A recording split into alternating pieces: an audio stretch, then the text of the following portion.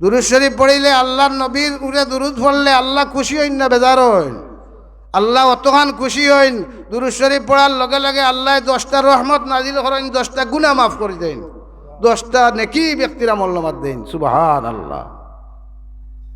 এর বাদে দেখুন যে তার মুখ কোন ডাকাতি কষ্ট এই দুরূদ শরীফ পড়তে চায় না। তে কইব ইতা কত জাতর দুরুদ বা বাড়াইছে, ইতা ফুলতলি সাহেব বানাইছেন নি দুরুদ মাতই না।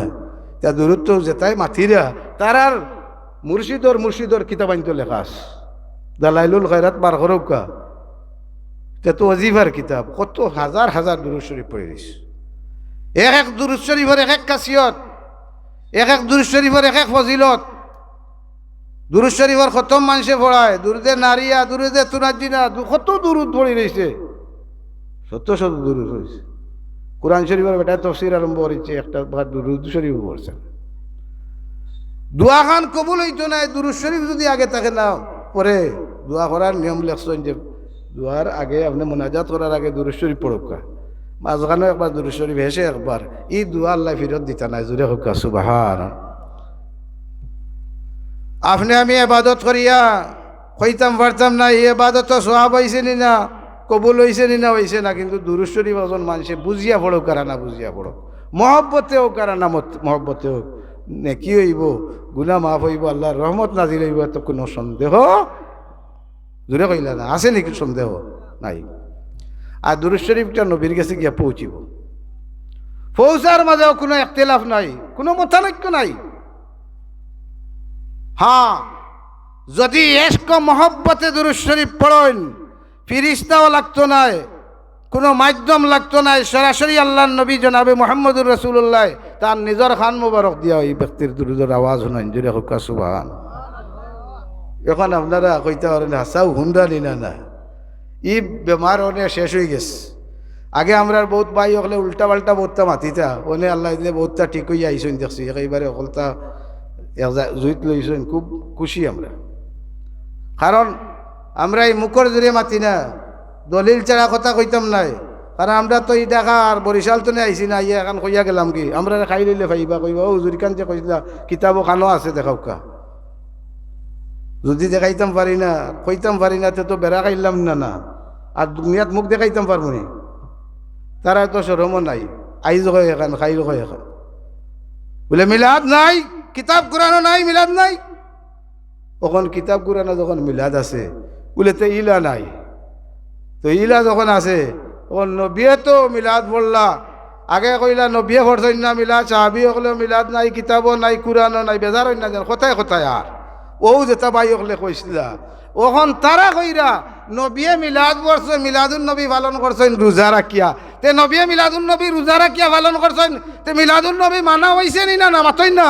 তে নবীর কাছে মিলাদুন নবী আসেনি? যারা এই কথাটা কইলে একটু চিন্তা করতে আসিল, আগে যে তুমি তাই কইলাই বলে মিলাদুন নবী বলতে কোনটা নাই, ওখান কইলাই নবিয়ে মিলাদুন নবী রোজা রাখিয়া করছেন, তো বাইলা মিলাদুন নবী রোজা রাখিয়া করছেন।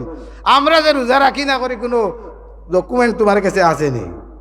বহুত মানুষে সোমবারে রোজা রাখেন, বহুত মানুষে রসুল্লাহ জন্ম তারিখে রোজা রাখেন, রাখেনি না? না মাতই না।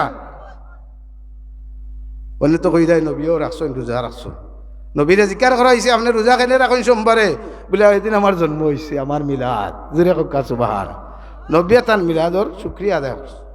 তো বলা দুরূদ শরীফ একটা বহুত গুরুত্বপূর্ণ একটা ইবাদত। আমরা মারি লইছে হিংসায়, হিংতাই নগান করে রাতে আমরা এখানে নাই, হিংতাই করে রাতে আর আমরা নাই। ও করি করি রে পাই অকল যাই রে। দুরূদ শরীফ পড়াটা যে কোনো মানুষে দুরূদ শরীফ পড়লে এই দুরূদ শরীফ এটা বেকার যাইত না, এই বলে বেকার।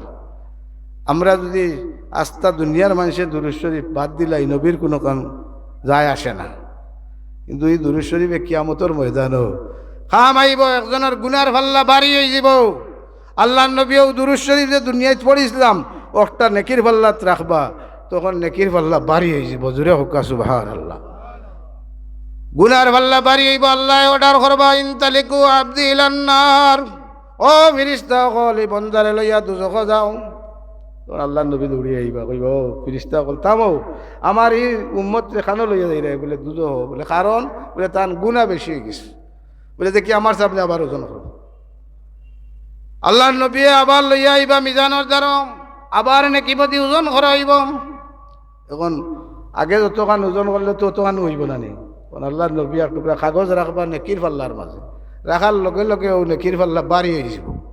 তখন আল্লাহ অর্ডার করে দিবা, এখন ফিরিস্তা হলরেও ফিরিস্তা হল ইনতালিকু আবদি ইলাল জান্নাহ, আমার বন্দারে লইয়া ব্যস্ত যাও কি। ও যে ব্যক্তির একটু আগে কইলা দুজকও যাও, ওন কইবা খানো যাও ব্যস্ত। এই ব্যক্তি যাইতো চাইতো না, কইব হুজুর আপনার পরিচয়টা পাইলাম না, আজকে আমি দুনিয়ায় তো গুনাহ করছি বেশি, আর গুনার কারণে আজকে আমি জাহান্নামী হইছি, কথা সত্য, কিন্তু আপনি কান্তনে আমারে ফিরাইয়া আনিয়া আর কি জিনিস দিলা, আর নেকির পাল্লাটা আমার বাড়ি হইল, আপনার পরিচয়টা দয়া করে।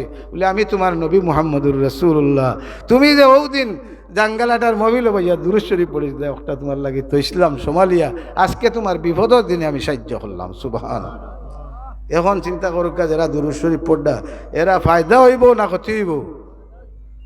ও একদিন মৌলানা সাহেব ওয়াজ করছেন, আমি দলিল জানি না, আপনার নজমুল ইসলাম কাসিম হিসাব, কিন্তু দেওবন্দির আলিম নাইনি, কাসিম হিসাব তাই কইছেন দুরূদ শরীফ যারা পড়বা, কই ফুলচিরাতর ফুল ফাড়ি দিতে সময় এরা পড়তো নাই, ফুলচিরাতর ফুল আটটি যাব, এরা জটা লাগি দিব, দুরুদে জটা লাগাইয়া রাখি দিব জোরে ককা, তলে তো জাহান্নাম দুজক, যার ভিতরে দুরূদ শরীফ আছে দুজক বর্তা নাই, জোরে ককা সুবহানাল্লাহ।